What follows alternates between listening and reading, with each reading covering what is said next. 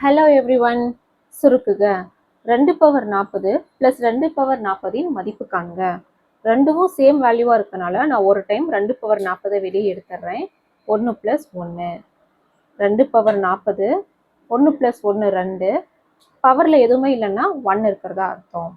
இப்போ 2 power 40 into 2 power 1 base ஈக்குவலாக இருந்தால் நம்ம பவரை ஆட் பண்ணோம்.